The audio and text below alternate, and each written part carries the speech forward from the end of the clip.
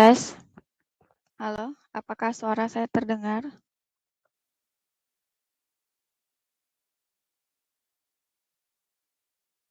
Oke, baik. Terima kasih, Ale. Ya, untuk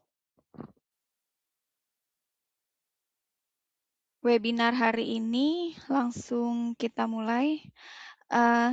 Sama seperti dengan pertemuan sebelumnya, untuk di awal sesi kita akan memperkenalkan tentang LSP3 terlebih dahulu.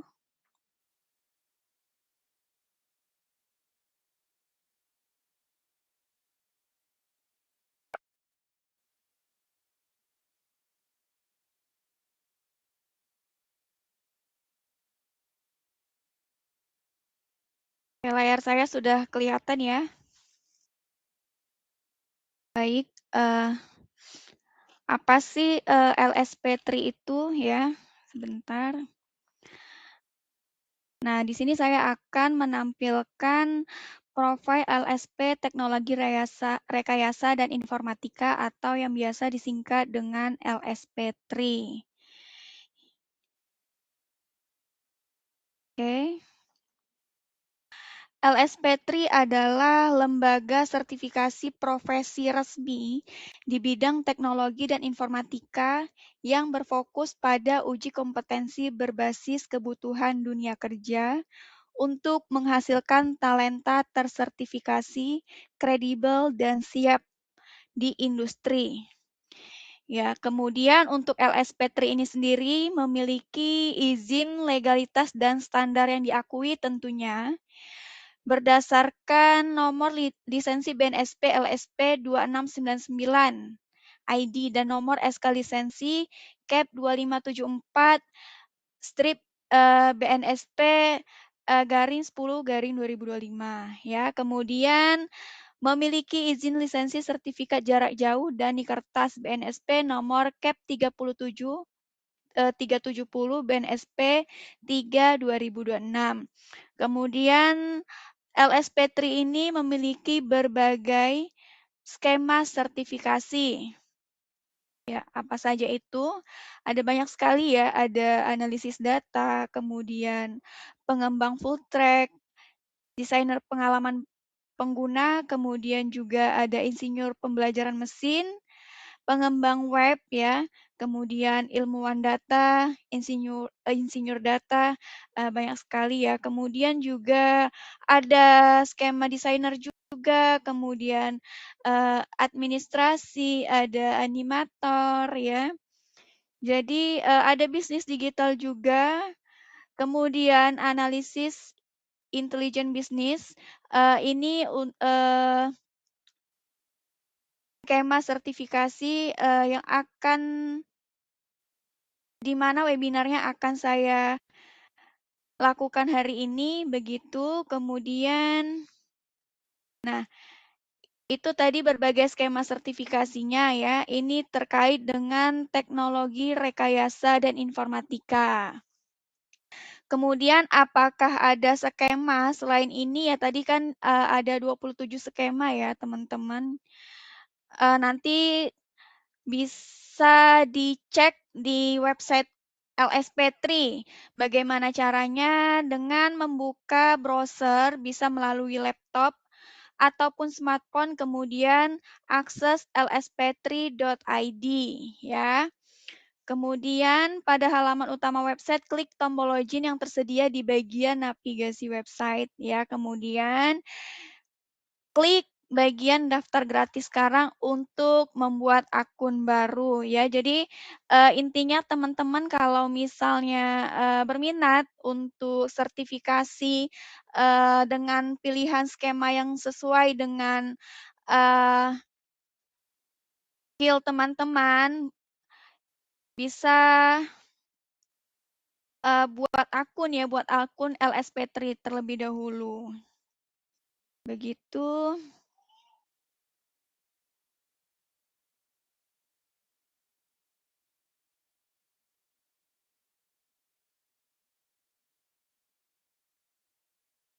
Oke. Eh, bentar.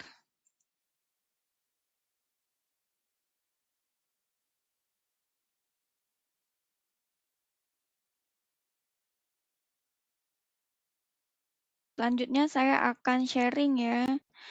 Eh, nah, ini dia untuk website LSP3 ya. Jadi nanti teman-teman, bentar belum muncul ya.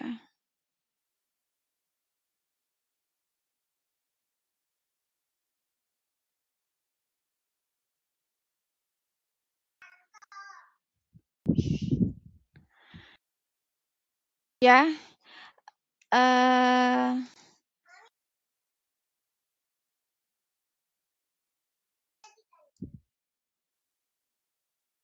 bentar, jaringannya tidak stabil ya.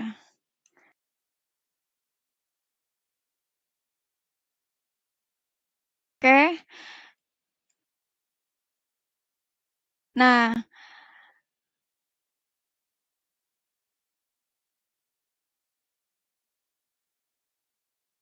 ini tampilan ya, tampilan untuk beranda dari website LSP3. Nanti teman-teman silakan diakses. Kalau teman-teman ingin melihat ada skema apa saja, dan kemudian silakan daftar ya sesuai dengan pilihan skema teman masing-masing ya. Di mana untuk saat ini eh sertifikasi kompetensi itu sangat dibutuhkan di dunia kerja ya, seperti itu.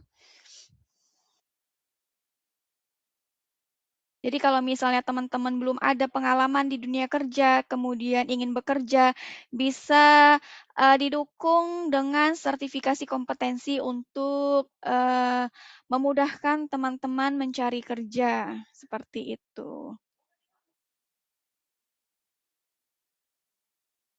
Kemudian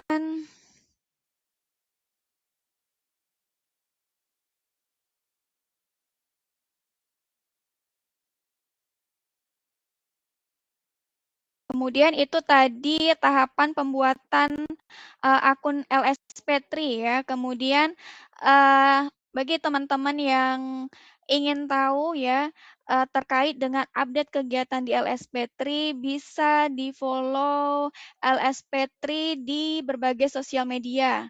Ya, ada YouTube, kemudian Instagram, kemudian ada LinkedIn juga seperti itu.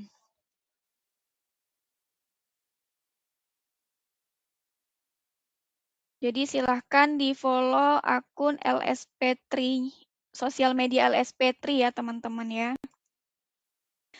Baik, begitu. Mas Ari, apakah cukup? Bisa, maksud saya bisa dilanjut untuk ke sesi webinar utama begitu?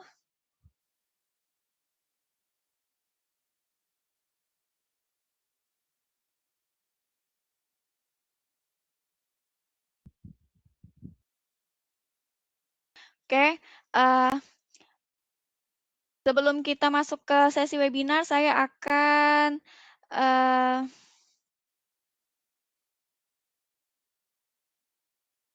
membagikan profil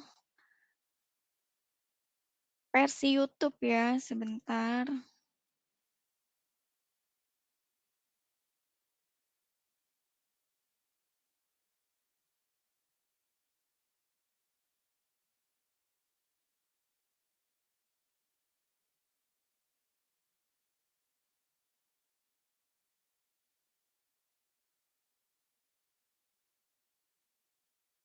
Iya, untuk teman-teman silahkan ditonton terlebih dahulu ya.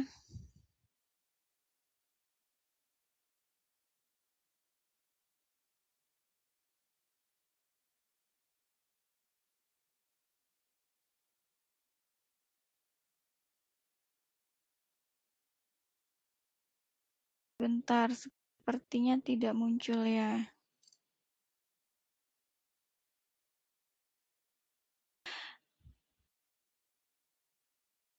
Mas Ari, apakah bisa dibantu untuk sharing video profile LSP3, Mas Ari?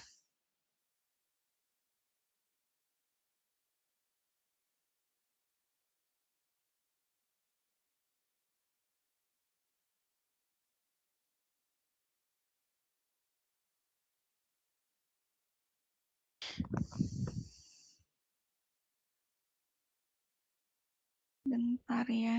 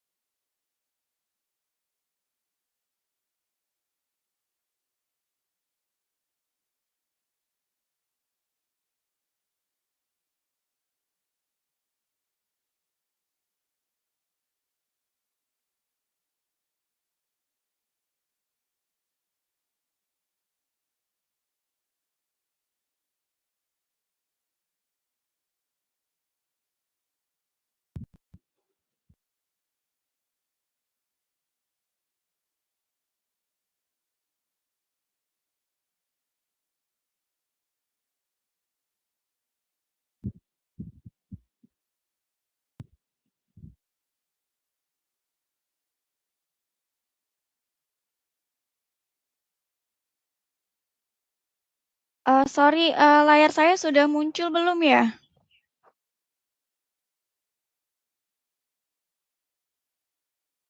Halo, teman-teman, apakah layar saya sudah muncul? Belum, Bu. Belum ya? Oke, sebentar.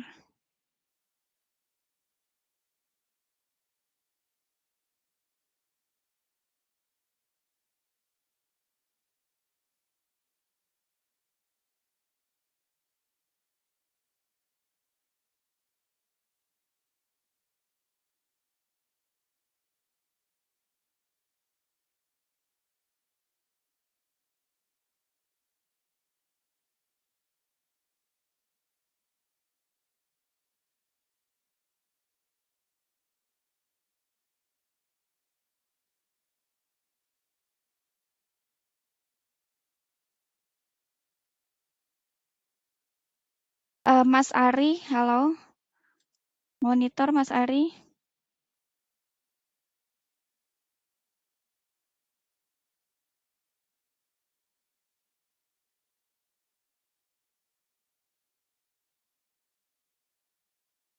Oke, kalau begitu kita lanjut ke sesi webinarnya saja ya, karena ini juga saya ada kendala dalam menampilkan profil LSP3 ya. Oke.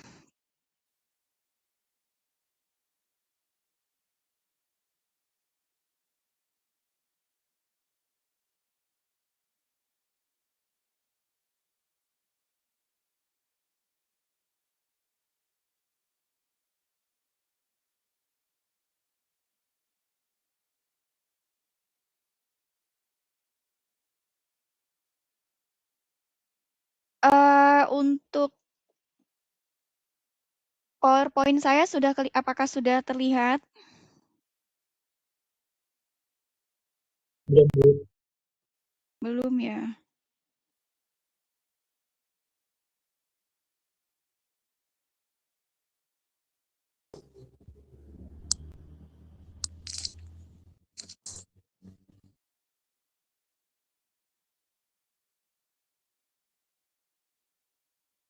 Oke, sekarang sudah ya.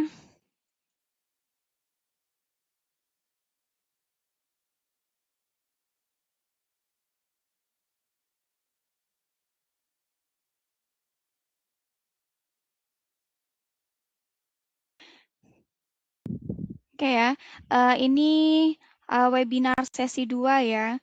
Untuk judulnya sebenarnya hampir sama, cuma ada sedikit perbedaan saja ya, di mana untuk tema, webinar pada siang hari ini adalah Business Intelligence untuk pengambilan keputusan manajerial dalam meningkatkan produktivitas dan keberlanjutan perkebunan kelapa sawit.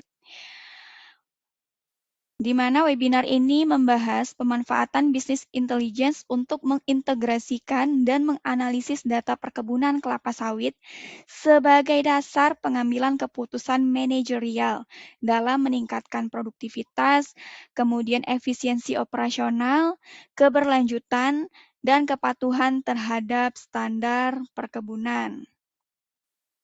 Ya. Untuk biodata narasumber, sepertinya kita skip aja seperti itu.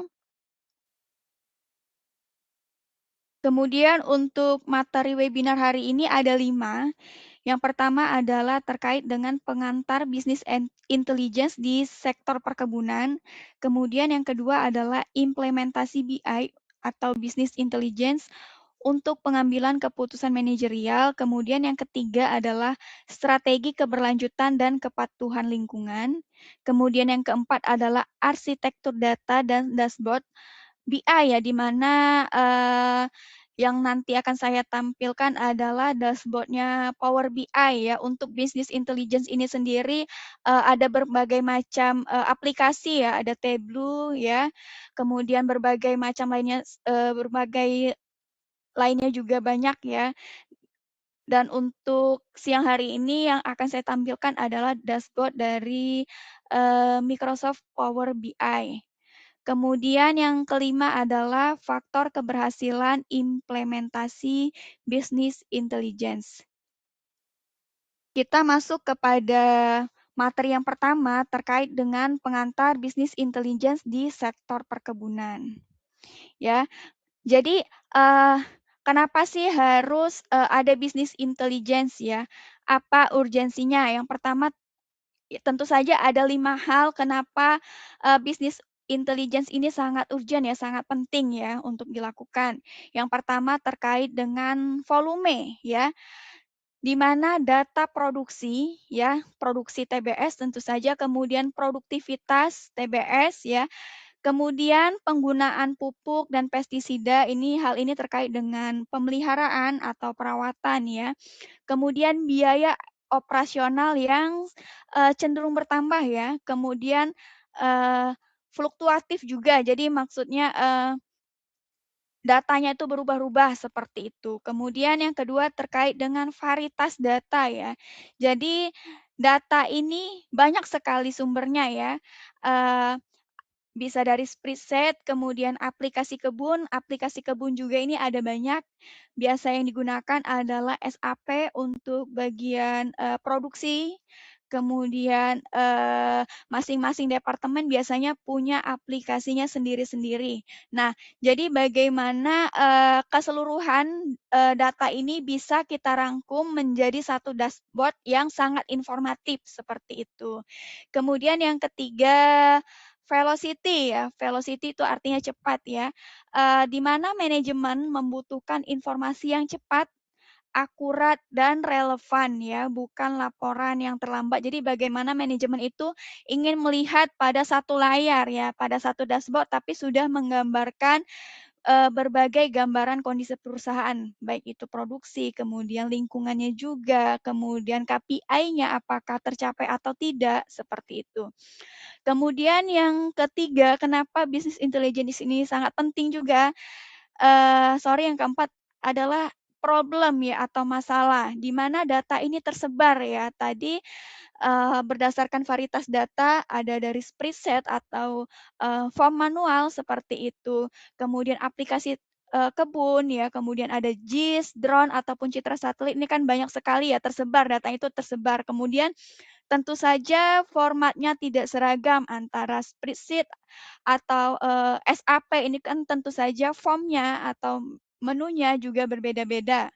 Kemudian kualitas tidak konsisten dan sulit untuk dibandingkan ya, seperti itu karena tadi formatnya tidak seragam jadi sehingga sulit dibandingkan kalau datanya ini tidak kita olah menjadi format yang terstandar seperti itu. Kemudian yang kelima adalah terkait dengan opportunity, di mana BI mengubah data mentah ya, data dari berbagai sumber tadi dengan varian data yang banyak ya, itu kita sebut data mentah, menjadi informasi, insight ya atau wawasan dan rekomendasi keputusan seperti itu.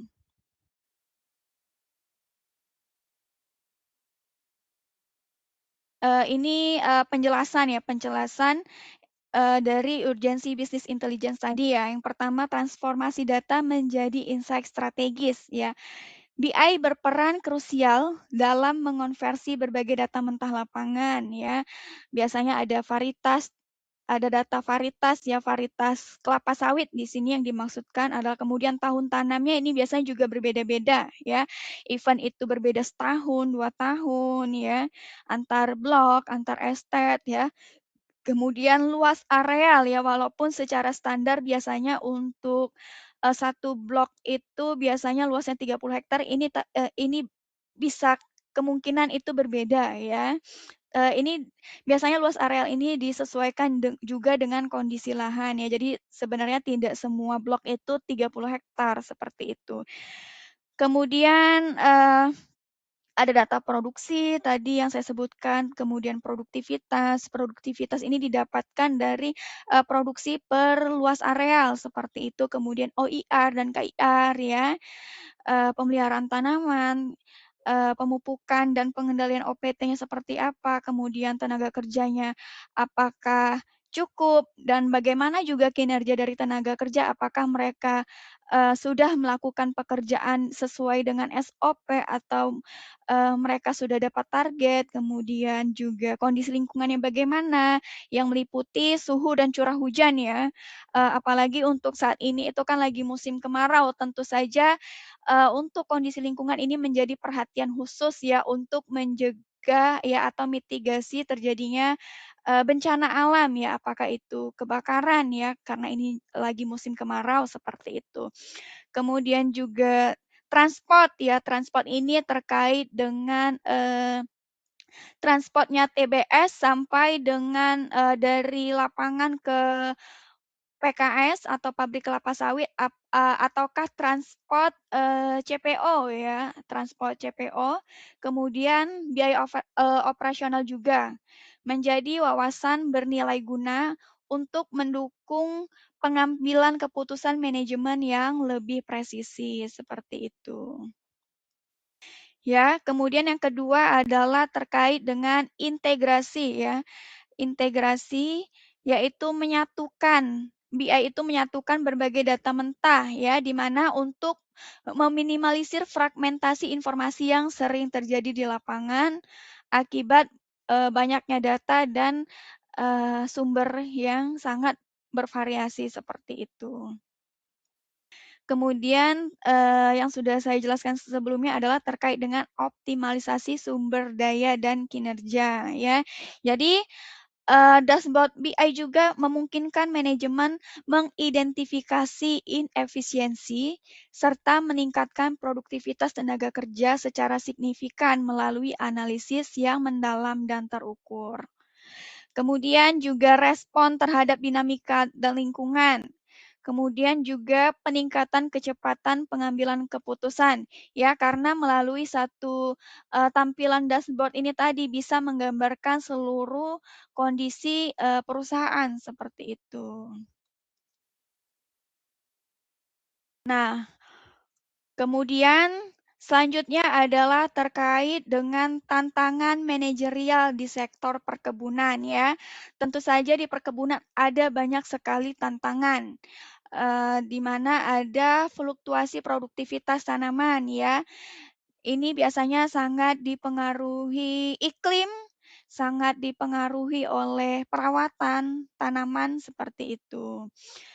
Nah, kemudian juga, eee bagaimana caranya untuk menganalisis fluktuasi produktivitas tanaman ini tadi, yaitu dengan melakukan pemantauan terhadap ketimpangan hasil panen antar blok, divisi ataupun estate ya untuk mengidentifikasi apa sih penyebabnya, kenapa outputnya rendah. Biasanya ini kan hanya di daerah tertentu yang kemungkinan itu adalah blok-blok yang bermasalah. Apakah bloknya itu sering banjir atau mungkin blok itu tidak dirawat ya. Jadi kita melalui dashboard Power BI ini tadi kita akan mengidentifikasi kira-kira penyebabnya itu seperti apa.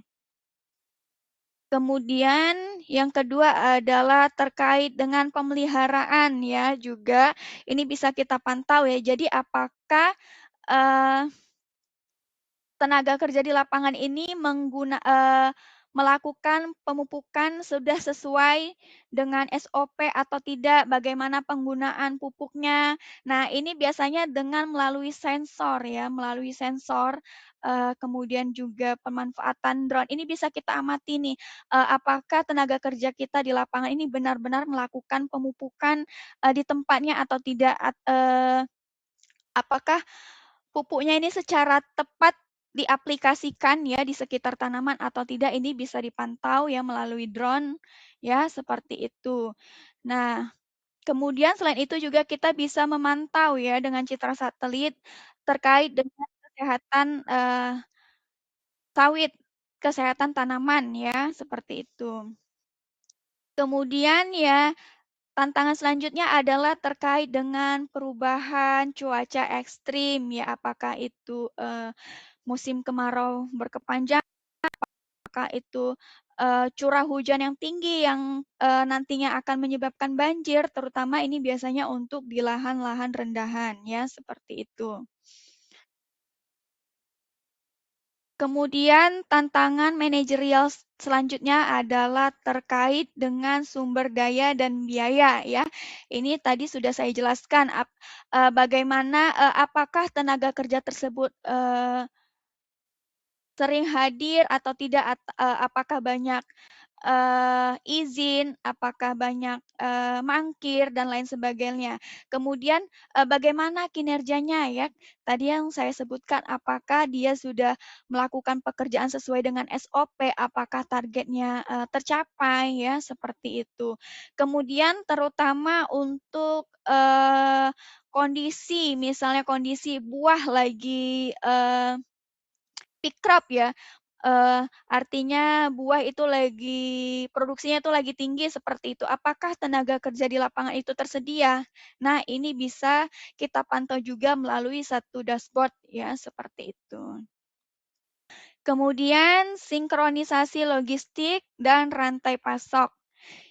Nah, jadi melalui Power BI juga ini bisa mengidentifikasi risiko keterlambatan dalam proses transportasi hasil panen dari lahan ke pabrik ya.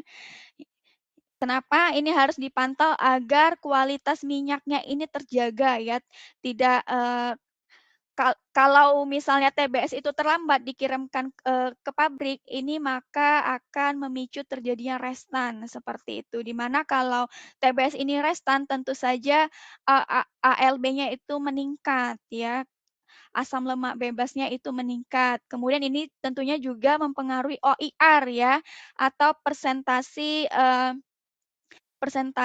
produksi minyak mentah dari TBS ya, atau yang biasa disebut rendemennya itu bagaimana agar tidak mengalami penurunan ya, seperti itu. Kemudian tantangan selanjutnya adalah tentunya terkait biaya operasional ya. Jadi, melalui data ini tadi ya, kita bisa menentukan prioritas alokasi anggaran ya, melalui analisis biaya yang komprehensif untuk meminimalisir pemborosan dan peningkatan efisiensi finansial di tengah tuntutan ya, penerapan prinsip keberlanjutan yang ketat ya, seperti itu.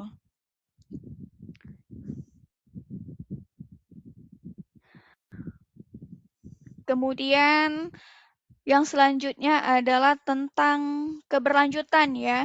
Biasanya teman-teman di industri sawit ya itu ada banyak sekali sertifikasi ya. Ada sertifikasi RSPO. RSPO ini adalah keberlanjutan industri kelapa sawit secara internasional atau secara global ya. RSPO ini adalah Roundtable Sustainable Palm Oil. Kemudian untuk di tingkat nasional ada namanya ISPO atau Indonesian Sustainable Palm Oil. Kemudian ada sertifikasi ISCC, kemudian ada SCCS juga terkait dengan supply chain-nya seperti apa. Kemudian ada lagi yang namanya sertifikasi halal ya. Jadi memang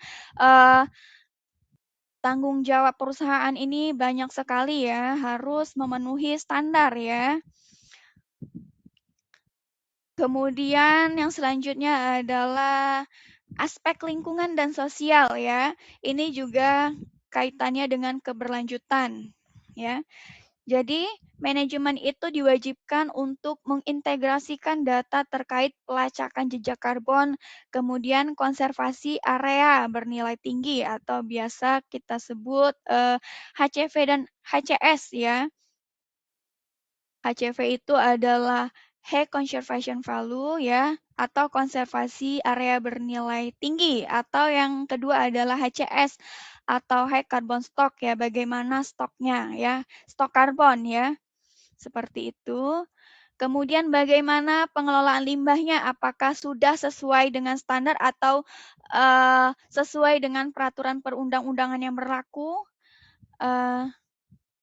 Hal ini untuk memastikan operasional perkebunan selaras dengan prinsip keberlanjutan lingkungan jangka panjang ya. Jadi kalau misalnya beberapa hal ini tidak kita pantau dan tidak kita perhatikan, ini bisa saja kita ini tidak bisa mentelusuri. Kalau misalnya ada masalah, ini kita akan mengalami kesulitan dalam mentelusuri ini masalahnya kira-kira ada di bagian mana seperti itu. Jadi dashboard Power BI ini memudahkan dalam penerapan prinsip keberlanjutan seperti itu.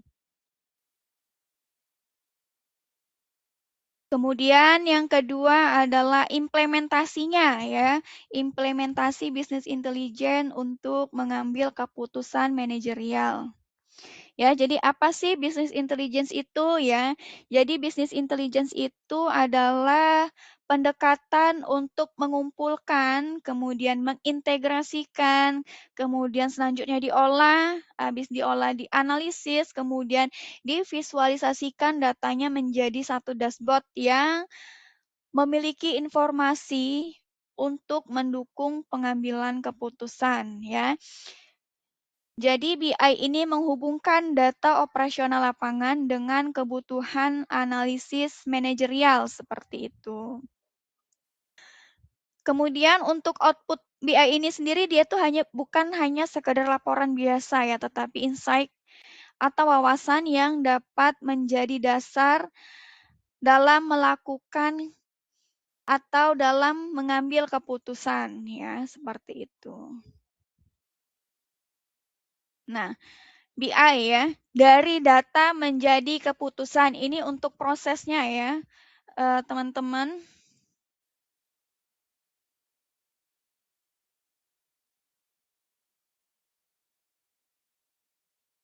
Ya, dari data, dari berbagai data ya, kemudian dikumpulkan. Selanjutnya dari data ini kita akan mendapatkan suatu informasi, kemudian mendapatkan insight atau wawasan, kemudian kita berdasarkan wawasan ini tadi kita bisa mengambil keputusan ya. Kemudian apa sih yang akan kita lakukan atas keputusan yang sudah kita ambil sebelumnya. Kemudian setelah kita melakukan aksi, kemudian kita evaluasi apakah yang kita lakukan itu sudah sesuai atau masih banyak perubahan ya atau perbaikan seperti itu.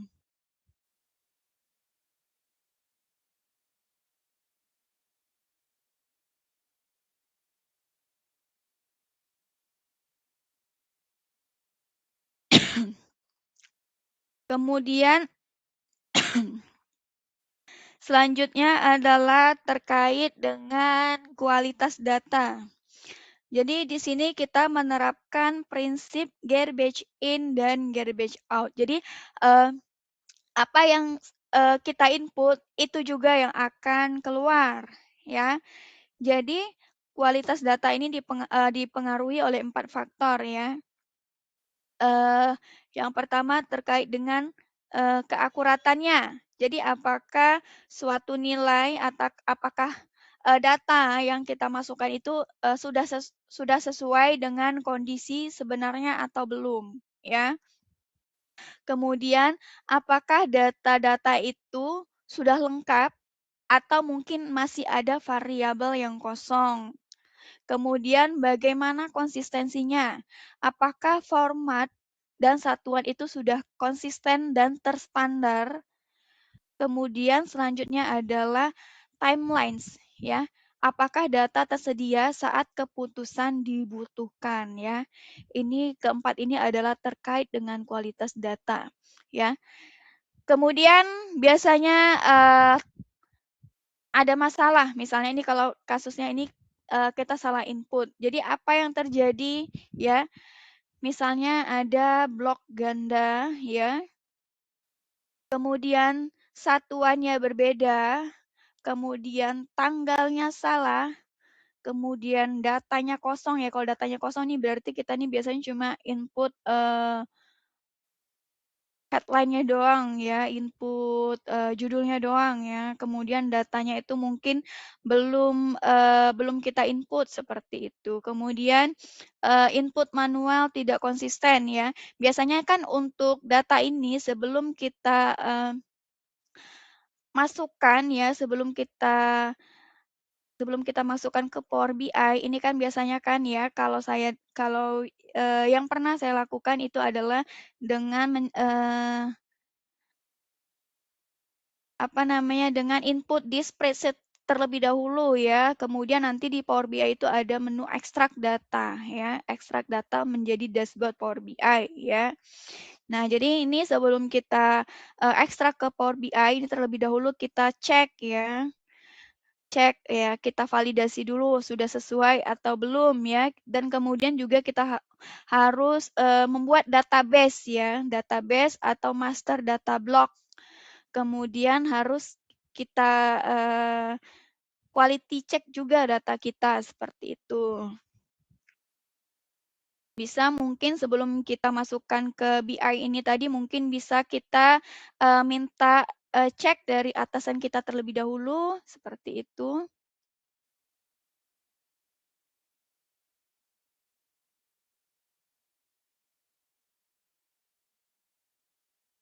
Ya, ini penjelasannya ya. Penjelasan dari karakteristik data berkualitas ya, akurasi dan validitas data. Ya, jadi harus mencerminkan kondisi lapangan yang sebenarnya tanpa bias, tanpa ada kesalahan ya. Seperti itu. Oke, kita skip aja ya. Ini untuk penjelasan dari prinsip garbage in dan garbage out ya.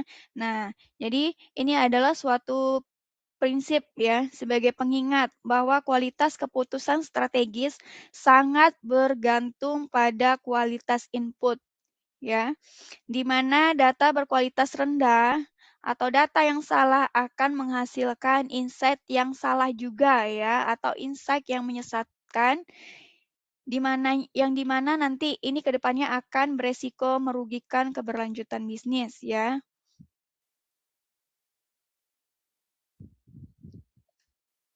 Selanjutnya kita akan bahas terkait KPI ya, yang biasanya ini kita yang akan muncul juga di dashboard Power BI ya. KPI itu adalah Key Performance Index ya. Indikator maaf ya. Key Performance Indicator ini adalah indikator performa kinerja ya. Jadi ini mengubah tujuan menjadi ukuran kinerja. Nah, ini biasanya pada akhir fiskal ya. Kalau di perusahaan itu sebutnya tahun fiskal ya, pada akhir fiskal ini sebelum fiskal baru ini biasanya kita harus membuat KPI ya. Apa yang akan menjadi indikator ya kinerja kita ke depannya ya. Bagaimana aktual vs budgetnya ya. Ada apa saja terkait dengan produktivitas ya, ini kalau misalnya teman-teman nanti, akan menjadi asisten di perkebunan kelapa sawit, tentu saja produktivitas TBS ini akan masuk menjadi KPI teman-teman ya. Bagaimana, produktivitas TBS ton per hektar per bulan atau ton per hektar per tahun ya. Kemudian, produktivitasnya per blok, kemudian divisi atau estet, dan per periodenya ini bagaimana, ya. Kemudian yang kedua adalah terkait dengan biaya operasional. Bagaimana rupiah per hektar ya, atau biaya operasional per hektar, kemudian per kilo TBS ini juga ini bahkan sampai dihitung ya, untuk, menganalisis ya, apakah, eee, hasil yang bagaimana hasil per kilogram TBS-nya ini apakah sudah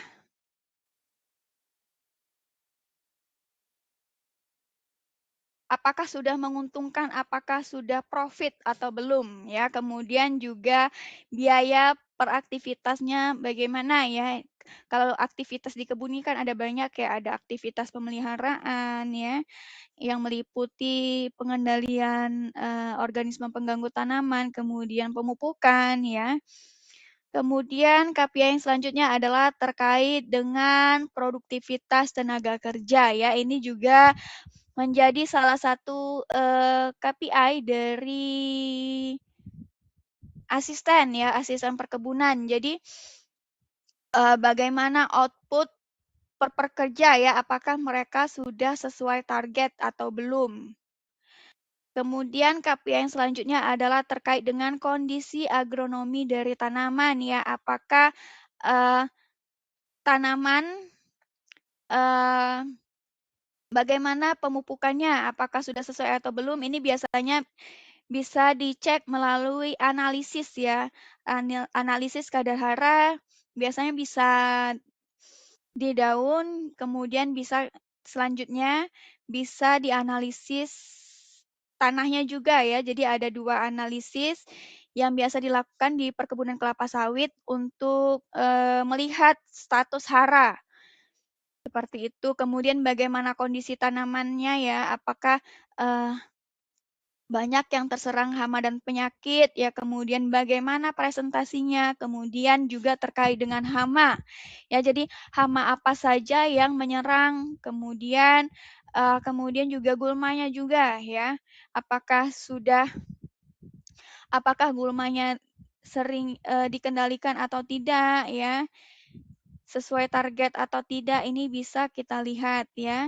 Kemudian KPI yang selanjutnya adalah OIR ya, ini penting ya. Jadi biasanya, praktik perkebunan terbaik ya. Jadi kalau kita melakukan, perawatan tanaman dengan benar, biasanya kita akan mendapatkan OIR atau persentase minyak yang tinggi ya. Kalau KIR ini adalah, kernel yang dihasilkan ya. Jadi kalau misalnya di, TBS ya, gambarannya ada TBS itu kan terdiri dari berbagai, ada banyak brondolan di dalamnya ya, dalam satu TBS itu biasanya, ada ratusan brondolan. Kemudian, di brondolan ini biasanya ada namanya kernel ya, atau bagian intinya yang biasanya kalau teman-teman pernah lihat itu yang berwarna putih. Nah, jadi, kernelnya ini juga bernilai ya, seperti itu. Kemudian analisis DBI ini adalah terkait dengan dari apa hal yang terjadi, kemudian ke apa yang harus dilakukan ya. Misalnya ya, jadi, apa yang terjadi ya, misalnya produksi turun 8% dibanding target ya.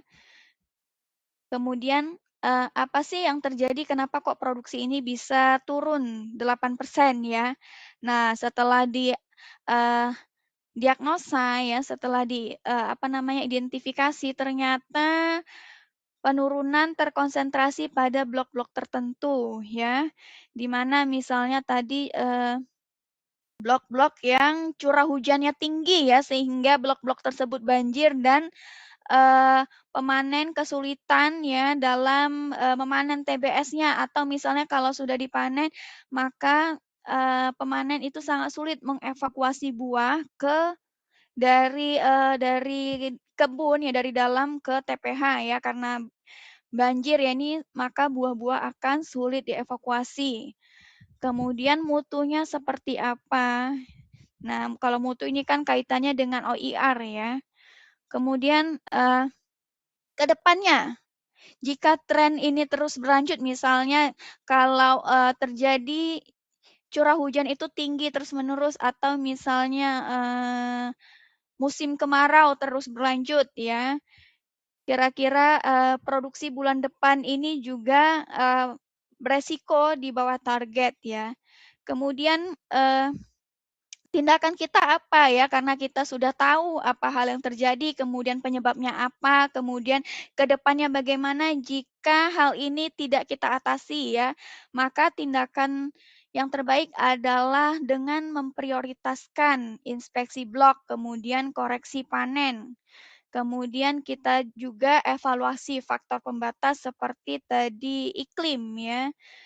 Iklim atau cuaca ya. Jadi, misalnya kalau di sini adalah terkait dengan prioritaskan inspeksi blok ya. Jadi misalnya, kita tahu nih ya, kita prediksi ya misalnya, ke depannya ini akan bulan depan itu sudah masuk, musim penghujan ya, curah hujan tinggi. Maka, kita prioritaskan blok-blok yang rendahan, yang rawan banjir itu untuk kita lakukan panen terlebih dahulu ya, seperti itu.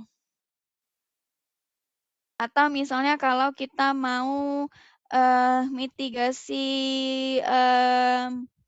musim kemarau ya, jadi apa hal yang kita lakukan, agar ya terutama pada lahan gambut ini agar misalnya, eee areal kita tuh tidak terjadi kebakaran lahan ya, dengan cara apa, misalnya kalau di lahan gambut itu adalah dengan menjaga, eee, water level atau tinggi muka airnya itu harus kita jaga, seperti itu. Sehingga, eee, tanah gambut ini menjadi tidak kering ya, di mana ya, tanah gambut ini mempunyai sifat kering tak balik ya atau irreversible drying ya. Jadi kalau biasanya lahan gambut itu sudah terlampau kering ya, sudah terlampau kering ya, kemudian juga, muka air tanahnya itu sudah rendah, tidak kita jaga di bawah standar. Nah, itu hal sekecil apapun itu bisa memicu terjadi kebakaran. Misalnya, apalagi ini kalau tenaga kerja kita di lapangan itu merokok, nah itu bisa jadi pemicu kebakaran ya. Jadi hal-hal yang seperti ini itu harus, eee, kita, kita hindari ya dengan pemantauan melalui Power BI ya, itu semua bisa dipantau. Kemudian apa saja sih keputusan yang berbasis business intelligence ya? Kalau ini ada 5 hal ya. Yang pertama dari sisi panen, ya menentukan prioritas blok berdasarkan AKP ya. Ini kalau misalnya dalam kondisi normal ya. Jadi kita prioritaskan blok berdasarkan, AKP atau angka kerapatan panen ya. Ini, produktivitas maksudnya. Kalau misalnya, kita itu mendahulukan atau memprioritaskan blok-blok dengan produktivitas tertinggi ya. Biasanya kan memang di perkebunan itu sudah membuat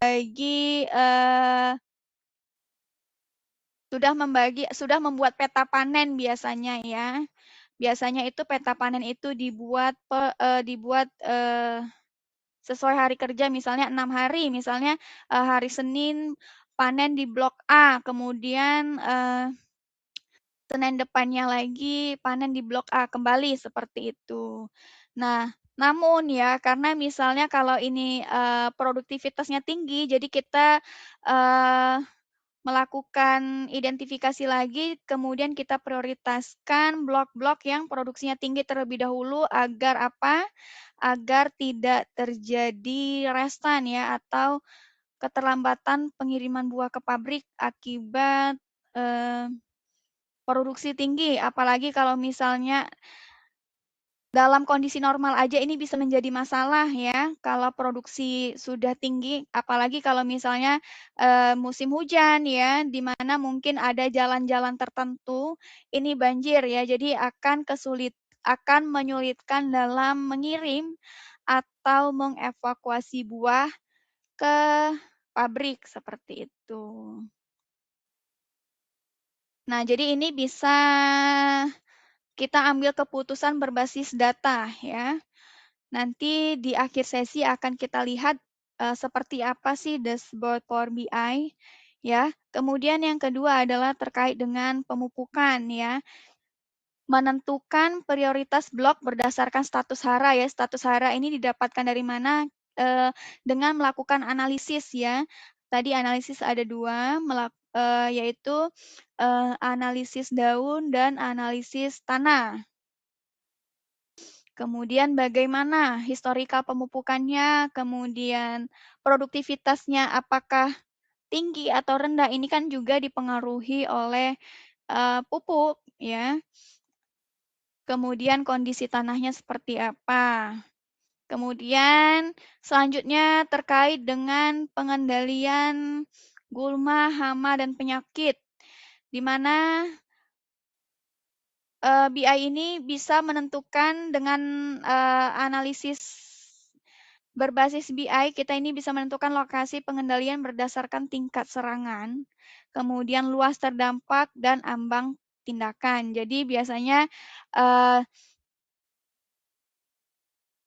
kita prioritaskan kalau pada daerah atau blok-blok yang, tingkat serangannya tinggi ya, misalnya mungkin di atas 70% ya, jadi kita prioritaskan terlebih dahulu ya. Ini bisa kita analisis di BI ya. Kemudian bagaimana operasionalnya ya, yaitu dengan mengalokasikan tenaga kerja dan alat berdasarkan beban kerja serta target harian. Kemudian keputusan berbasis biaya yang terakhir adalah terkait dengan investasi. Jadi membandingkan biaya dan manfaat perbaikan infrastruktur, mekanisasi, dan digitalisasi ya.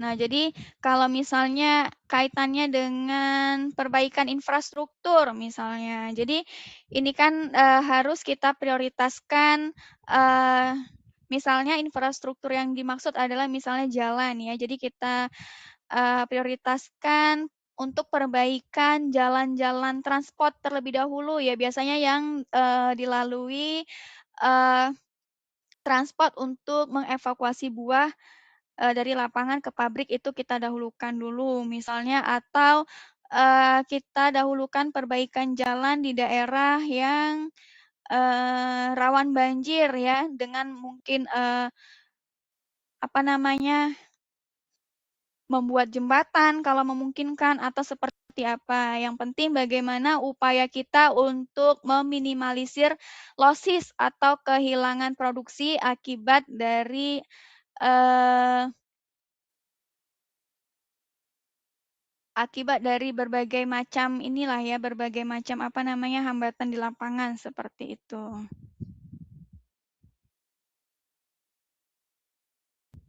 Nah, kemudian untuk materi yang ketiga adalah terkait strategi keberlanjutan dan kepatuhan lingkungan ya. Ini kaitannya dengan sertifikasi. Ya.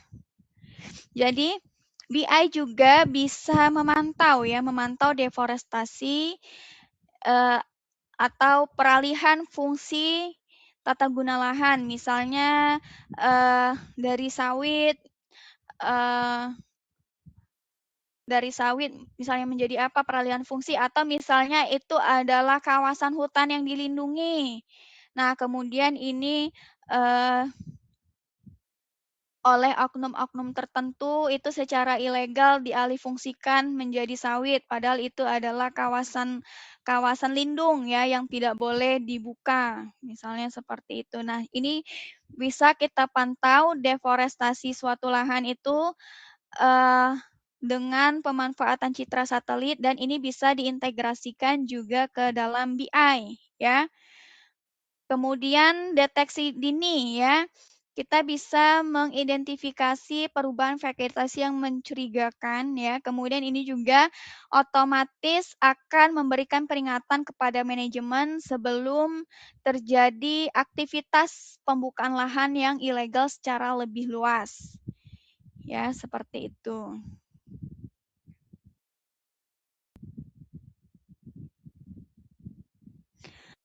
Kemudian yang selanjutnya adalah manajemen emisi karbon dan limbah PKS atau pabrik kelapa sawit ya. Jadi kita bisa memonitoring emisi secara real time ya dengan cara mengintegrasikan sensor IoT untuk memantau jejak karbon dan emisi gas rumah kaca dari operasional pabrik secara akurat ya. Kemudian yang kedua adalah optimasi pengolahan limbah. Ya, jadi kita lakukan analisis data volume limbah cair kelapa sawit atau POME, ya, palm oil mill effluent untuk meningkatkan efisiensi sistem biogas dan pemanfaatan nutrien. Ya. Kemudian yang ketiga adalah laporan kepatuhan otomatis ya. Jadi BI itu menyediakan dashboard analitik untuk memastikan standar emisi memenuhi regulasi lingkungan internasional dan berbagai macam sertifikasi ya, ISPO ataupun RSPO.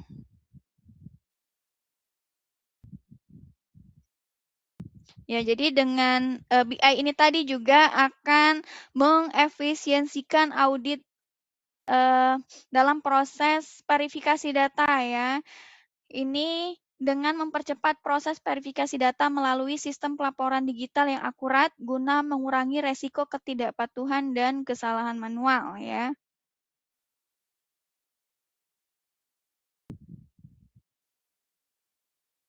Kemudian yang terakhir adalah efisiensi biaya operasional dan profitabilitas ya. Jadi kita bisa melihat ya apakah biaya operasional yang dikeluarkan oleh perusahaan ini sudah sesuai atau belum ya.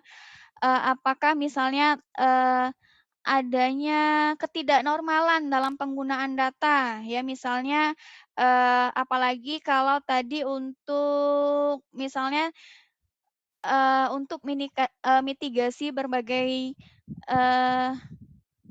masalah di lapangan, misalnya kalau tadi banjir itu kan berarti kan kita harus mengeluarkan uang lebih untuk melakukan perbaikan infrastruktur seperti itu ya.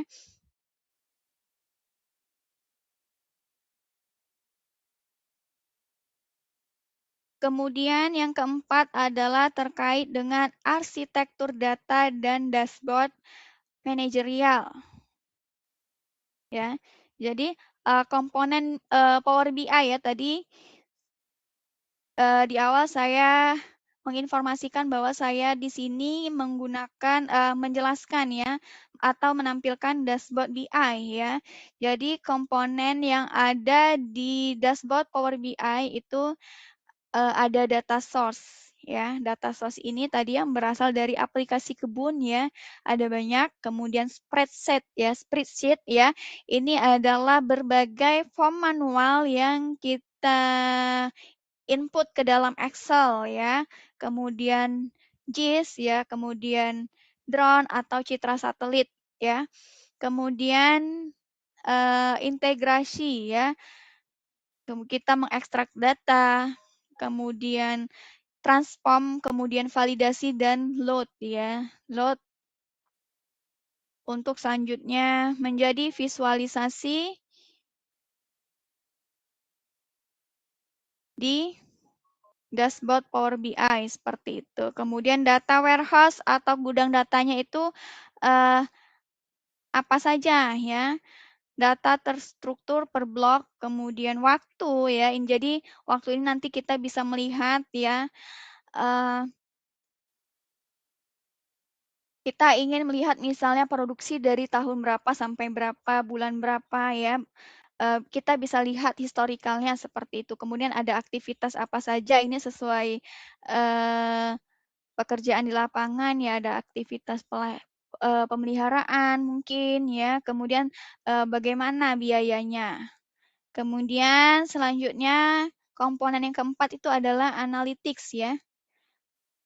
Ada KPI, kemudian kita nanti melihat trennya itu seperti apa, apakah produktivitas meningkat atau menurun ya.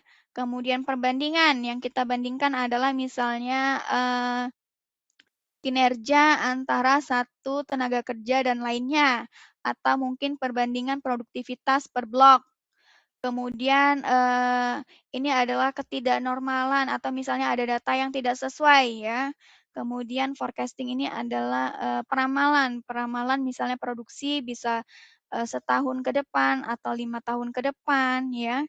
Kemudian selanjutnya adalah dashboard. Ini adalah tampilan utamanya ya, yang pada akhirnya ini menjadi suatu laporan ke manajemen seperti itu.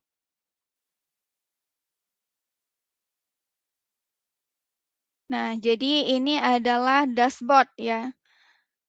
Ini biasanya untuk dashboard ini menyesuaikan dengan kebutuhan masing-masing perusahaan biasanya ya. Kalau di sini tuh menunya ada produktivitas, ada produksi dan panennya bagaimana, pemeliharaannya, kemudian hama penyakit, input dan biaya, kemudian lingkungannya seperti apa, kemudian keberlanjutannya seperti apa ya. Jadi ini disesuaikan dengan kebutuhan masing-masing. Ya, sekarang kita membaca data ya. Di sini ada data produktivitas TBS ya. Produktivitas ini adalah sepanjang tahun 2024 ya. Jadi ini adalah produktivitas dalam 1 tahun dari Januari sampai dengan Desember 2024 ya. Di mana produktivitas TBS pada tahun 2024 itu adalah 22,8 ton per hektar per tahun ya. Jika dibandingkan dengan tahun sebelumnya ya, dibandingkan dengan tahun 2023, ini produktivitas TBS di tahun 2024 itu meningkat 6,3%. Kemudian selanjutnya produksi ya. 458.720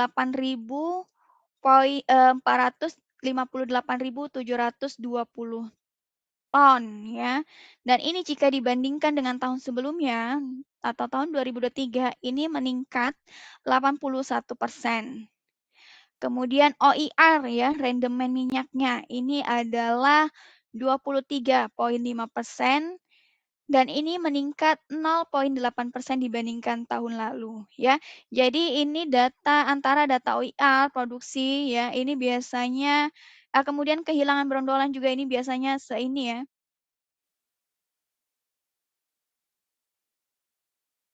Berbanding lurus seperti itu ya. Jadi kalau misalnya produksi TBS-nya meningkat, maka juga otomatis produktivitas TBS-nya meningkat.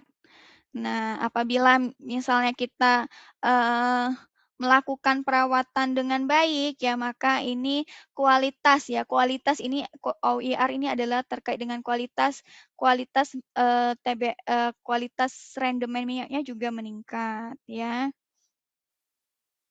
Kemudian panen tepat waktu ya, ini juga ada hubungannya dengan OIR ya. Artinya kalau kita ini panen tepat waktu ya, maka kualitas buahnya ini juga akan baik, terutama apabila kita panen TBS sesuai kriteria matang panen TBS ya. Nah, ini datanya juga 92,3%, ini meningkat 2,1% dibandingkan tahun sebelumnya. Kemudian losses ya atau kehilangan brondolan. Nah, ini biasanya sangat vital ya, brondolan. Biasanya kan orang itu, pemanen itu kebanyakan fokus, untuk evakuasi TBS-nya saja, tapi brondolannya itu ditinggal ya, padahal, kadar minyak yang paling tinggi adalah di brondolan ini tadi ya.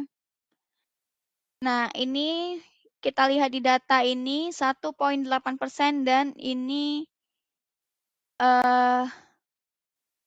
nah ini ya, ini adalah trennya ya, ini, yang lain ini meningkat ya, sementara untuk kehilangan brondolan atau losis ini justru turun ya, menurun 0,6% dibanding tahun lalu. Nah, ini ada apa ini ya? Kok kita mengalami losis sebesar ini ya? Jadi apa yang terjadi di lapangan ya? Apakah mungkin kita kekurangan tenaga kerja kutip brondolan misalnya ya? Jadi kalau memang, eee yang terjadi adalah kita kekurangan tenaga kerja kutip brondolan. Jadi, apa yang harus kita lakukan ya? Apakah kita dengan mengambil, merekrut tenaga harian lepas ya, atau misalnya kita menerapkan kebijakan, biasanya ada di beberapa perusahaan itu yang menerapkan kebijakan untuk, apa namanya, misalkan yang panen ini biasanya bapak-bapak ya, yang laki-laki. Nah, kebijakan yaitu untuk, apa namanya, maksudnya,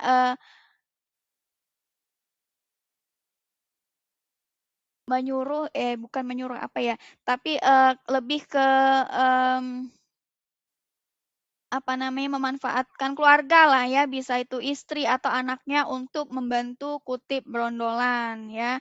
Atau misalnya, ya bagaimanalah ini tergantung, eee, urgensi ya dan, eee kebutuhan di masing-masing perusahaan ya, apa kebijakan yang paling tepat dilakukan. Ini yang pastinya juga kita meninjau ya biaya operasional ya. Jadi biasanya, biaya operasional yang paling sedikit biasanya yang diterapkan seperti itu. Kemudian, efisiensi panen 86,7% dan ini meningkat 3,4% dibanding tahun lalu, ya. Kemudian ada data apa lagi ya? Ini bisa kita lihat data tren produktivitas TBS. Ini jika dibandingkan 3 tahun ke belakang ya, dari 2022, 2023, kemudian 2024 ya, di mana, data 2024 ya, ini meningkat secara signifikan ya. Ini bisa kita lihat ini, grafiknya yang paling di atas ya, seperti itu. Kemudian selanjutnya produktivitas per estate ya. Ini ada 5 estate ya dari A sampai E. Ya, jika kita lihat di sini maka produktivitas DBS estate A yang paling tinggi ya, di mana rata-rata produktivitas per estate-nya itu adalah 22,8%. Nah, ini ada 3 estate ya. Dari estate C, D, dan E yang tidak mencapai rata-rata ya, ini ada masalah apa di sini? Nah, jadi berdasarkan data ini bisa, eee, kita inspeksinya nih ke kebunnya ya, atau kita tanya dulu ke penanggung jawabnya apakah ke asistennya atau ke askepnya, ini kira-kira apa masalah yang terjadi di sana sehingga produktivitas mereka ini, jauh di bawah rata-rata ya, seperti itu. Kemudian ada data apa lagi ya, tadi per estate, ini kemudian produktivitas per bloknya seperti apa, ya. Ini, seperti peta ya, banyak sekali warna-warni. Nah, di mana ini yang menggambarkan ya, Warna hijau yang paling gelap itu adalah produktivitas per blok yang paling tinggi, lebih dari 28 ton per hektar per tahun. Sedangkan yang warna merah itu produktivitas per bloknya adalah di bawah dari 12 ton per hektar per tahun. Kemudian selanjutnya bagaimana kontribusi produksi TBS berdasarkan estet. Nah, ini tadi kan total produksi TBS-nya ada 458.720 ton ya. Bisa kita lihat di sini dari kelima estet itu kontribusinya ya, berdasarkan diagram ini mana yang paling besar ya. Ini ada 28% dari estet A ya. Ya, ini sesuai ya. Seperti itu. Kemudian selanjutnya kita bisa baca data apa lagi ya, misalnya nih produktivitas PS target ya, budget aktual PS budget ya, seperti itu. Apakah sudah sesuai target atau belum? Ya, ternyata ya ini ada realisasi ya. Kemudian targetnya itu adalah ini ya. Garis putus-putus ini adalah target, kemudian yang ini tuh adalah realisasi ya, di mana kalau kita lihat dari sini ya, ternyata ya, ini ya, di bawah target semua ini produktivitasnya ya. Ini kenapa beda-beda ya, memang biasanya target dari masing-masing aset itu bisa saja berbeda-beda ya. Itu tergantung dari mungkin historical produksi sebelumnya atau bagaimana kondisi ke depannya ya. Jadi makanya ini banyak faktor yang membuat target dari masing-masing aset itu bisa berbeda-beda. Nah, ini misalnya terkait dengan kinerja ya. Kinerja dari para pekerja ya, tenaga kerja lapangan ya. Kita bisa melihat top 5 blok dengan produktivitas tertinggi dan top 5 blok dengan produktivitas terendah. Ya, kalau misalnya blok itu produktivitasnya tertinggi, apa keputusan yang akan kita lakukan? Apakah kita akan memberikan reward? Ya, kalau misalnya produktivitasnya rendah itu apa yang kita lakukan? Apakah kita akan memberikan punishment atau seperti apa ya? Nah, kemudian di sini ada insight ya, wawasan ya, yang kita temui ya, hal-hal yang kita temui ya, kemudian bagaimana rekomendasinya ya. Tadi ini kesimpulannya adalah produktivitas TBS meningkat 6,3% dibanding tahun lalu. Nah, hal ini didorong oleh perbaikan pemeliharaan dan ketepatan panen ya di sini ya. Kemudian blok E04 dan D11 ya, dua blok ini perlu perhatian khusus terkait kondisi tanaman, kesuburan tanah, dan pengendalian gulma. Nah, artinya apa ya, dua blok ini kenapa produktivitasnya rendah? Itu karena tidak dilakukan perawatan secara maksimal. Ya. Kemudian, insight selanjutnya, pertahankan praktik terbaik pada blok dengan produktivitas tinggi dan replikasi ke blok lain. Jadi berdasarkan blok-blok yang produktivitas tertinggi ini tadi ya. Ini apa saja sih hal-hal yang dilakukan tenaga kerja di sana? Nah, ini apa namanya, ini hal-hal yang dilakukan oleh mereka ini ya, ini bisa kita tiru ya untuk dilakukan pada blok-blok dengan produktivitas rendah, ya.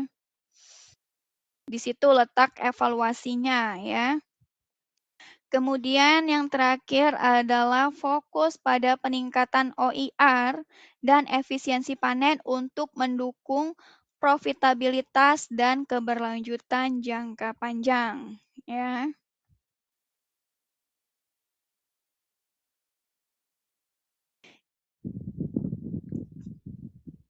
Kemudian setelah kita berhasil ya mengimplementasikan BI ya. Jadi ini kita pengen lihat nih, kira-kira apa saja sih faktor keberhasilan dalam implementasi? Ya, ada 5 faktor ya. Yang pertama adalah data ya. Data yang kita input itu harus data yang berkualitas ya. Berkualitas ataupun dan terintegrasi ya. Berkualitas ini maksudnya seperti apa? Adalah kita kembali ke prinsip garbage in dan garbage out ya. Jadi kita harus melakukan input data itu dengan hati-hati dan teliti. Jadi harus diminimalisir kesalahan ya, agar nanti keputusan yang diambil itu juga tidak salah. Jadi makanya data ini harus berkualitas. Kemudian terintegrasi ya. Kemudian faktor yang kedua adalah teknologi. Apakah apakah toolsnya tuh sesuai kebutuhan atau tidak? Ya tadi kan kalau kita lihat di dashboard sebelumnya itu ada banyak toolsnya ya. Jadi apakah tools di dashboard sebelumnya itu sudah sesuai kebutuhan atau belum ya? Sesuai kebutuhan informasi yang ingin kita dapatkan atau insight yang kita dapatkan atau belum ya. Kalau misalnya masih ada yang kurang, maka harus kita sesuaikan lagi ya. Kemudian yang ketiga adalah terkait dengan operator ya. Operator Power BI ini harus mampu membaca data dan menggunakan data ya. Kemudian proses ya, proses bisnis ya yang terstruktur. Kemudian adalah dari sisi manajemen ya. Jadi manajemen itu harus menerapkan budaya keputusan berbasis data ya. Jadi ketika kita ingin mengambil suatu keputusan, kita itu harus melihat datanya dulu. Kita harus melihat Power BI-nya dulu, bagaimana kondisi aktual di lapangan ya. Karena tadi kan Power BI itu menggambarkan kondisi aktual di lapangan, apakah ada masalah ya yang perlu kita kendalikan ya. Jadi harus kita lihat dari data ya. Jadi kalau misalnya kita tahu nih misalnya di blok mana itu tadi ada masalah ya. Tapi kalau kita tidak melihat Power BI, kalau kita tidak melihat datanya itu seperti apa, kita nih kan nggak tahu, oh ada masalah, tapi kita nggak tahu di blok mana. Tapi kan dengan kita melihat BI tadi, kita tuh bisa membaca data, oh ternyata yang bermasalah itu di blok ini karena ini ya, seperti itu. Jadi itulah yang membuat kita bisa mengambil keputusan ya dengan data yang kita lihat ya. Seperti itu. Ya, kemudian kalimat penutupnya adalah data tidak otomatis menjadi keputusan, di mana nilai business intelligence atau BI itu muncul ketika data berkualitas diubah menjadi insight yang relevan dan diterjemahkan menjadi tindakan yang terukur. Ya, seperti itu materi webinar ya. Kemudian masih ada waktu, kita akan membuka sesi tanya jawab.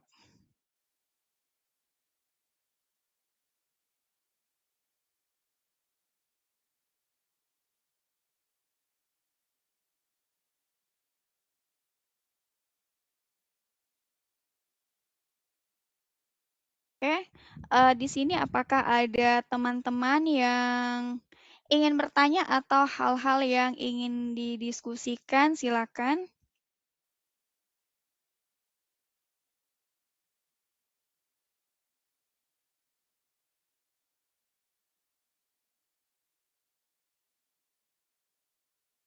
Eh, Untuk teman-teman mahasiswa dari UNU Kalbar, ini untuk di kolom chat ini sudah saya share link untuk absensi. Nanti silahkan diisi ya.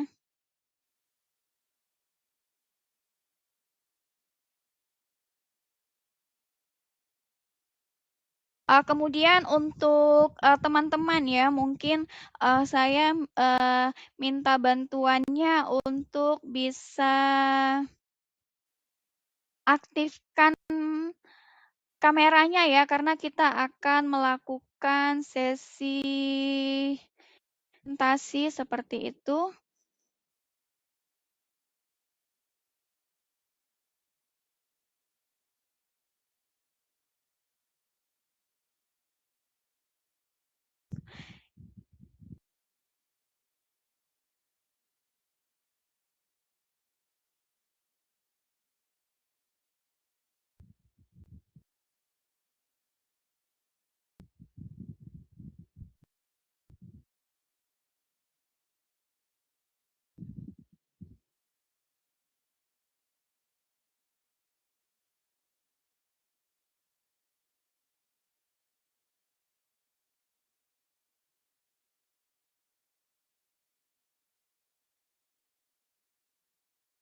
Oke, untuk teman-teman harap bisa open kamera ya.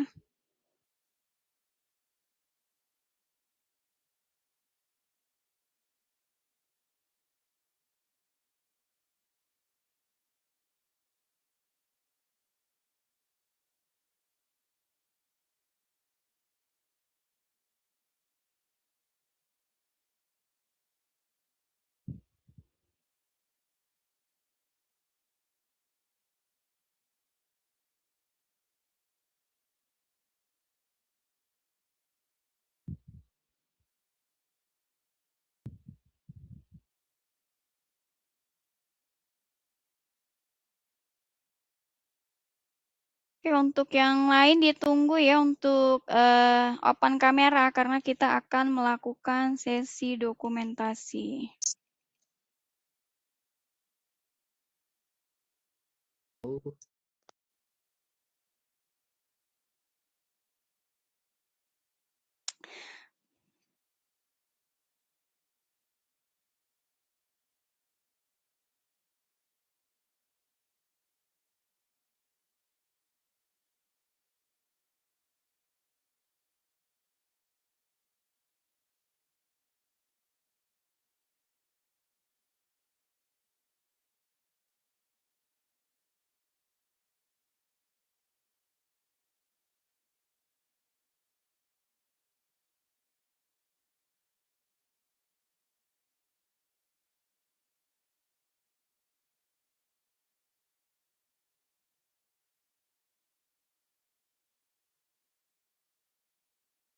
Untuk teman-teman yang lain ya, mohon untuk bisa open kamera karena kita akan melakukan sesi dokumentasi.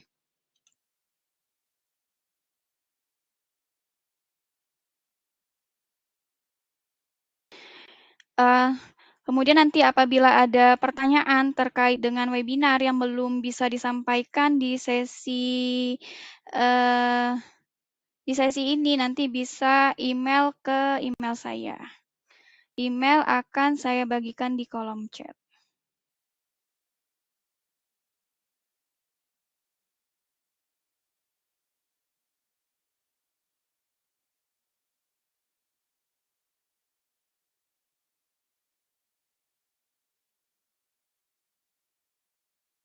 Oke, ini masih banyak teman-teman yang belum, open kamera ya. Renos, Margaret ya. Silahkan open kamera. Winda, Graciela Winda Lestari, Hasana, Kurnia Grafika Utama, Leni ya. Mana Leni nih? Kemudian Mahyudi,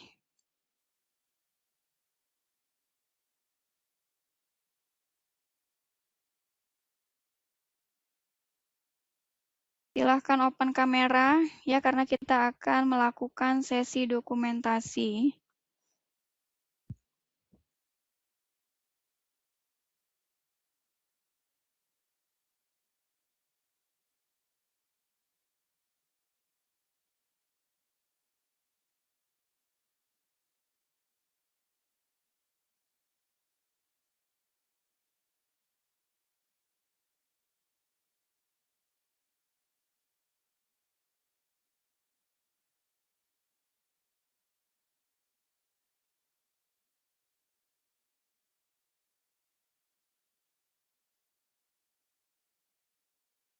Oke, Akmariola mungkin bisa open kamera ya. Ini Andika Dwi Cahyo, kemudian Anissa Triwahyuni.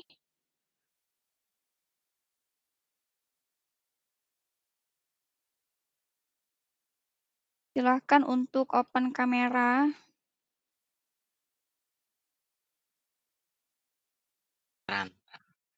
Bu, saya izin gabung sama Pram, Bu. Kamera saya nggak bisa, Bu. Oke. Renos ya.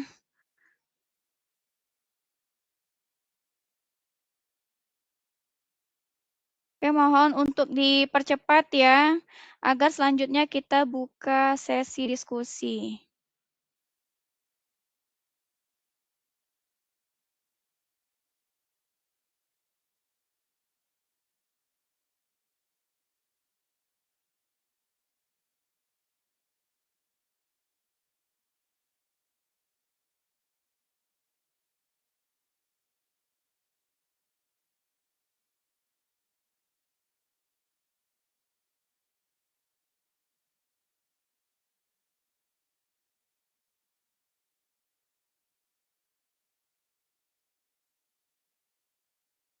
Oke, sebentar.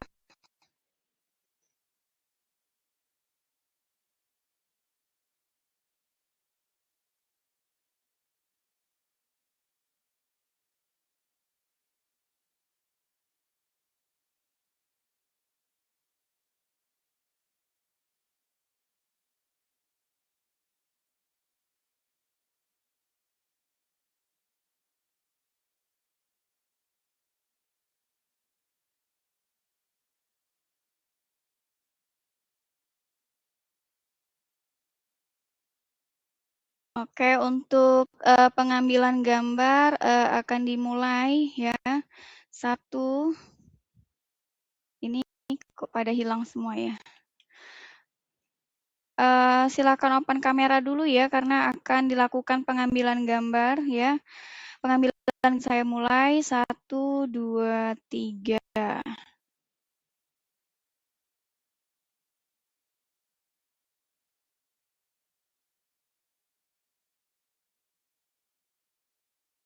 Oke.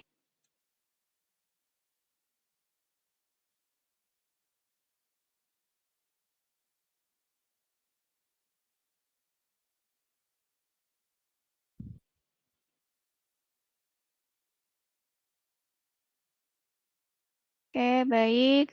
Terima kasih yang sudah open kamera. Silakan kalau misalnya ingin ditutup lagi, boleh ya.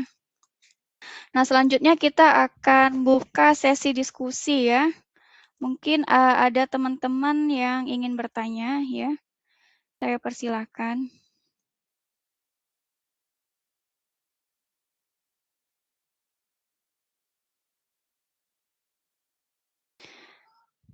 Di sini ada Mbak Elsa Cahaya ya. Ini Mbak Elsa dari mana, Mbak?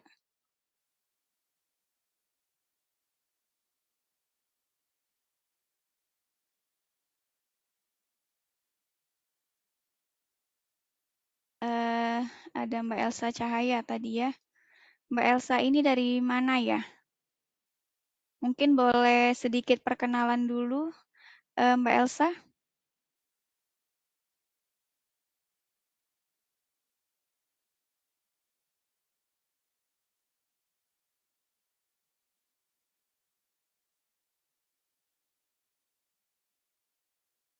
Halo, Mbak Elsa. Suara saya kedengaran enggak ya?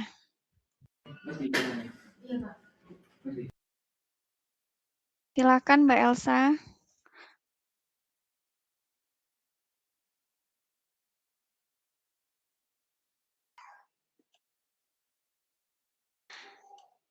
Atau mungkin tadi sepertinya ada ibu dosen ya, tadi siapa ya?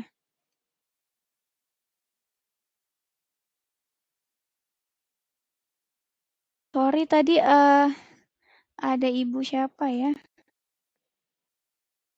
Ada ibu Mahyarni ya.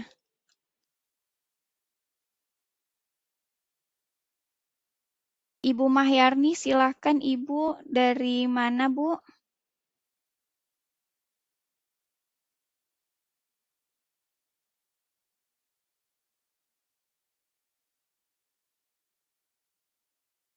Atau mungkin ada teman-teman lain yang ingin bertanya atau ingin berdiskusi seperti itu? Oke, ini Mbak Elsa tadi ya. Eh, oke ya, mikrofonnya lagi bermasalah. Dari Malang, Jawa Timur ya. Salam kenal ya, Mbak Elsa. Semoga ilmu dari webinar dari siang hari ini dapat bermanfaat ya, kemudian bisa diimplementasikan juga nanti ke depannya ya, seperti itu.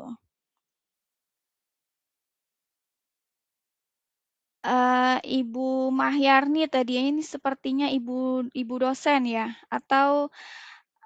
Atau dari instansi mana Ibu? Silahkan. Iya, Iya, Mbak Mbak. Elsa Heeh. ya. Oke ya, Bu Mahyarni silahkan Ibu. Iya, terima kasih Bu Hairunisa ya. Ya, saya dari UIN Iya, Suskaryau, Bu. UIN Mhm. Suskaryau ya. Salam kenal ya Bu. Iya, iya, Saya pernah di sama-sama. Riau. Oh iya, di mana? Iya, saya Mhm. dulu S2-nya di Universitas Riau dari tahun 2015 sepertinya ya.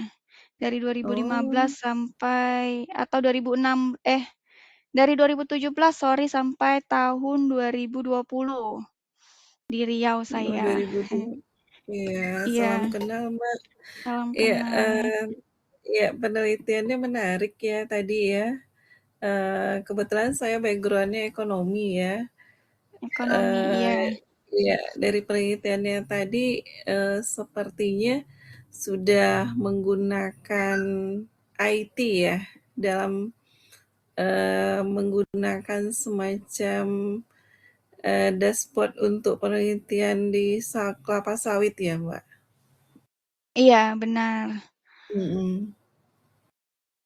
Bisa nggak sih kalau misalnya, kalau di kita itu kan biasanya di BI itu kan ada penelitian ini ya, terkait dengan perkembangan yang khusus sawit ya.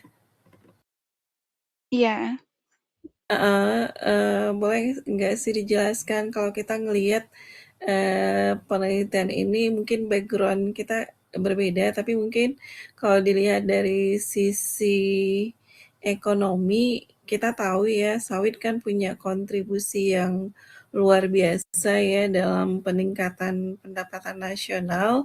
Cuman kadang kala di satu sisi, eee, pengetahuan dari pengelola atau yang memiliki sawit juga perlu paham juga terkait dengan misalnya isu global warming dan lain sebagainya gitu. Oke. Iya, heeh. Itu kira-kira, langkah atau upaya apa yang harusnya dilakukan oleh, masyarakat kita untuk tetap menjaga lingkungan dan lain sebagainya gitu. Karena kalau penelitian sekarang ketika berbicara keberlanjutan itu kan dilihat dari 3 aspek ya, ada lingkungannya, ada ekonominya, kemudian ada satu aspek lagi saya lupa itu. Sosial, ya, sosial. Sosial, heeh, iya. Benar. Itu gimana gimana, eee, Bu Hairunisa? Ya, jadi Mhm. sebenarnya sebelumnya ini bukan hasil penelitian Mhm. ya Ibu, mohon maaf, Oh iya, tapi ini berdasarkan hasil pengalaman kerja saya sebelumnya Ibu. oh Namun gitu. sepertinya Mhm. sebenarnya untuk BI ini sendiri nih bisa dimanfaatkan di luar Mhm. industri perkebunan kelapa sawit ya, karena ini kan Oh, mhm. BI ini kan hanya mengumpulkan berbagai macam data sesuai, kebutuhan kita, kemudian kita gabungkan menjadi Mhm. suatu informasi, seperti itu, Ibu. Nah, kemudian tadi kaitannya, terkait dengan, jadi bagaimana, masyarakat bisa mengakses informasi ini, begitu ya, Bu, ya? Iya, heeh. Eee Mungkin sejauh ini itu mungkin kita bisa memanfaatkan, kalau, dashboard maksud saya dashboard BI ini kan itu kan, umumnya kan hanya, eee, Mhm. dimanfaatkan oleh perusahaan-perusahaan ya, Ibu, dan ini memang biasanya Oh, tidak untuk di-share ke masyarakat luas, karena ini kan, mmm, kaitannya dengan, apa namanya, data perusahaan. Ya, mmm, kemudian terkait dengan, bagaimana, pengetahuan masyarakat terkait isu-isu global warming, yaitu mungkin, di pemerintahan itu sebenarnya ada website Satu Data Indonesia, Ibu. mhm. Heeh, ya kebetulan juga dulu saya pernah bekerja di instansi pemerintahan ya, jadi memang ada website Mhm, namanya Satu Data Indonesia. Jadi kita bisa mengakses data apa saja ya, semua data ya, di kedinasan ya, itu bisa kita mhm, akses ya kalau misalnya kita ingin, melihat, data mungkin data, eee, terkait cuaca, terkait apa lagi, kemudian terkait dengan penggunaan lahan ya, itu bisa kita akses mhm. di, Satu Data Indonesia, Ibu, seperti itu. Namun Oh, kalau iya. untuk, data ini adalah data perusahaan ya, mungkin data ini tidak bisa disebarluaskan sebenarnya, begitu, Ibu. Iya, baik, terima kasih Bu Hairunisa. Iya, kembali Ibu, Mahyarni, berarti, Ibu Mahyarni ini dosen dosen ekonomi ya, Bu, ya? Iya, betul, heeh, Oke, ekonomi. salam kenal ya Ibu. Semoga kita bisa berkolaborasi untuk penelitian ke depannya mungkin. Iya, amin, insyaallah Ibu. Iya, teman-teman saya banyak juga sih Bu dari UIN Mhm, Suska. mhm. Eee, Teman saya di S2 itu ada namanya Juliarni, beliau itu dari pertanian sih kalau mungkin Ibu kenal seperti Oh, itu. pertanian. Iya. Iya, di kita ada juga, fakultas pertanian. Iya, betul ada. Iya, kemarin, waktu untuk tesis itu kemarin sempat mau submit di jurnalnya UIN Suska, tapi, sepertinya agak sedikit susah. Mmm, iya. Iya, jadi Mudah-mudahan ke dioper depan Bu, insyaallah. iya, Iya. semoga. Iya, terima kasih untuk partisipasinya Ibu Mahyarni ini. Saya sangat, apa namanya, sangat senang ini, sepertinya ini kan kebanyakan ini mahasiswa saya ya, Ibu. Nah, jadi informasi juga ini untuk Ibu Mahyarni, ini kan memang dari LSP3 itu ada program, sertifikat, BNSP gratis untuk dosen dan Mhm, guru, gratis mhm, Ibu. Tapi terkait dengan, ekonomi juga bisa, tadi kan saya bahas terkait bisnis intelligence ya. Jadi, mhm, kalau misalnya Ibu berminat, ini kan batch 1, nanti Ibu Ibu bisa lihat di, akun sosial medianya LSP3 ya, untuk ikut batch mhm. selanjutnya, seperti Oh itu. iya, baik Ibu, terima Ini kan kasih untuk infonya. iya, ini kan ke depannya Berarti untuk di mendukung heeh, kompetensi kita juga ya, Bu, ya.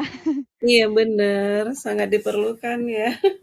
Iya, semangat Ibu. Mhm, Oke, Ibu Mahyarni ya, Ibu, salam kenal dan semoga sehat selalu.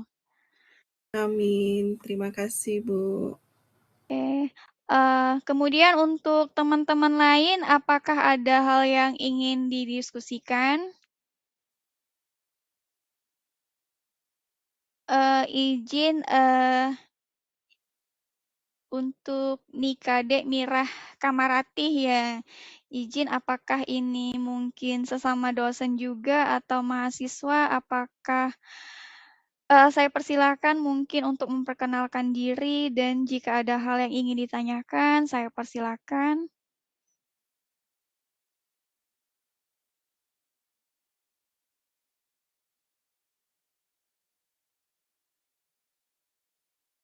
Masih ada 8 menit lagi ya, sebelum sesi webinar, pada siang hari ini saya tutup, seperti itu.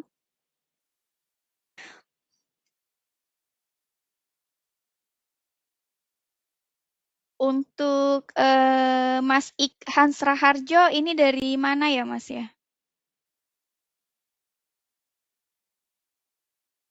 Mungkin bisa open mic dulu, kita perkenalan sedikit, boleh juga open kamera, seperti itu.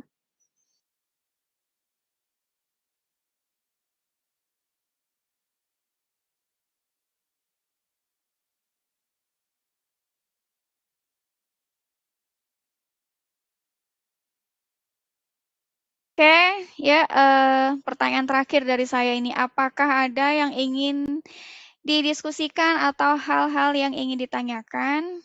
Saya persilahkan.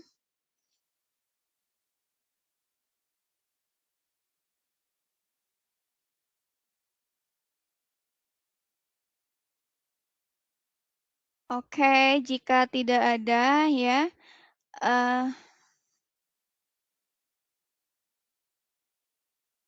jika tidak ada yang ingin ditanyakan atau hal-hal yang ingin didiskusikan ya, maka untuk sesi webinar sore hari ini saya tutup ya. Sebelum saya tutup, saya sekali lagi sangat mengucapkan terima kasih dan memberikan apresiasi yang luar biasa untuk teman-teman di luar mahasiswa ya. Tadi ada Ibu Mahyarni ya yang sudah meluangkan waktunya untuk hadir pada webinar saya, seperti itu.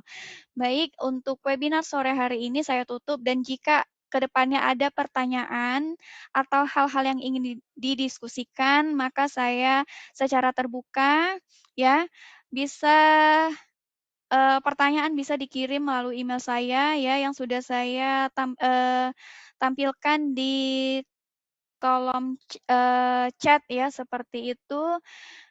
Baiklah, untuk pertemuan sore hari ini saya tutup. Terima kasih. Assalamualaikum warahmatullahi wabarakatuh. Selamat siang semuanya. Selamat siang, Ibu.